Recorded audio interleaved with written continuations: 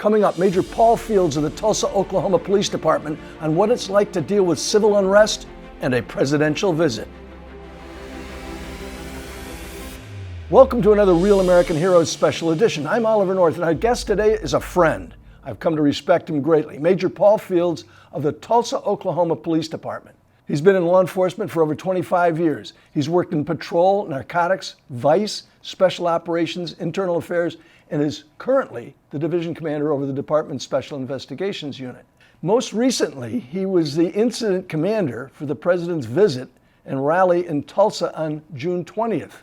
Give us a sense for what things have been like leading up to, and then we'll talk about the rally itself. Well, obviously, since the murder of George Floyd, things have been extremely busy. We saw protests almost immediately following that incident in Minnesota. And for 2.5 weeks up to the rally, we had 3 to 4 protests a day. So our officers have been extremely busy and very taxing over the last several weeks. And then when you throw in a presidential and vice presidential visit at the same time, it certainly takes its toll. Give us a sense for what it was like preparing for the president's visit. How long did you have to prepare for it? Well, we had 5 days. So it was not exactly, we literally were in the middle of a protest when we got the text message that the president was coming.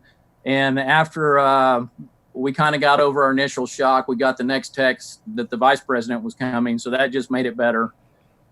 We had about a day to rest, and then it was, 16 to 20 hour days to prepare with the advance team. And, and in talking to the advance team, this event was on scale about the size of a Republican National Convention that they have months to prepare for. And so 5 days was a daunting task, but we managed to pull it off. And fortunately, we had no protesters, no attendees injured. We had 0 property damage. We had some close calls, but we really dodged a bullet. And I give all the credit to God on that, because there were a lot of prayers for Tulsa, Oklahoma.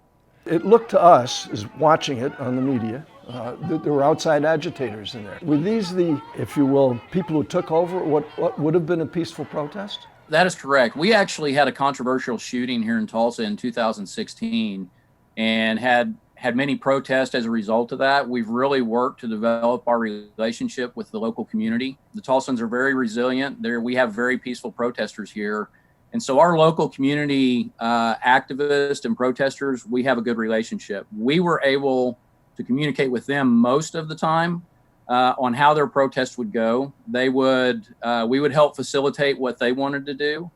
But then in return, they would also help us keep the rallies and the protests safe. So what we experienced here, what little violence we did have was early on. And what we did experience was a group of outside agitators that came in and essentially would hijack that protest halfway through. And then they splintered off into different segments. And that's where we had some of our initial violence, property destruction, a little bit of looting. But it was all from outside agitators. Tell me about the incident with the National Guard bus. Immediately after the presidential rally, obviously the protesters gained in numbers. They had planned out their coordination pretty well. And we were using National Guard kind of on our outer perimeter as a force multiplier. Obviously, this is a huge undertaking. We had over 550 man posts just within the perimeter of the rally site. And then we had about another 340 outside that perimeter, 240 being National Guard. So we were using them as an outer security perimeter and force multiplier if needed. One of their buses with about 40 National Guard members was surrounded by about 400 protesters, in addition to 2 other law enforcement cars. And so it got pretty tense there for a while. We called in some of our riot control units. And because of those relationships we'd established with the local community, once the riot patrol units deployed, they deployed some pepper balls at the foot of the crowd, not any direct impact, but just kind of let them know we're serious.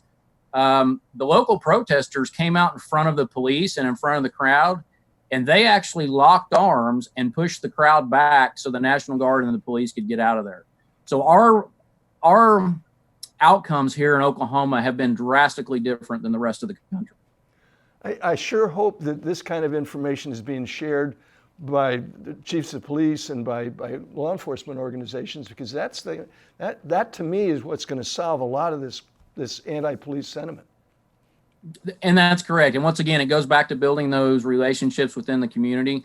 We don't always agree. We have a lot to do to improve, but it starts with a genuine conversation on how to fix the problem. And so we've been very blessed here, and I have meetings scheduled throughout the next week with different departments for upcoming events on kind of the recipe here in Oklahoma. Don't know if it'll work. I think prayer is the best thing. I go back to, Ephesians 6:12, where it talks about we don't battle against flesh and blood. We battle against wickedness and evil forces. And that's exactly what our country is faced with right now. How is this going to end? Are we going to be looking at this kind of activity now until perhaps even through the election? Or is there some cutting point where people are suddenly going to realize, A, we can't disband, we can't defund, we can't continue to riot and have vandals running around our cities? What's the fix? We're very blessed in this part of the country that we have the support of our prosecutors, and they are behind us 100%. The silent majority is going to have to speak up and say they've had enough. Part of the reason we've had some of the success here we've had is we've gone to the protesters and said, we will defend your right to protest peacefully all day long. You can go anywhere you want to go. But once it becomes an unlawful assembly, either with property destruction or violent acts, that's when we will cut it off. And we actually had that very early on in the protest.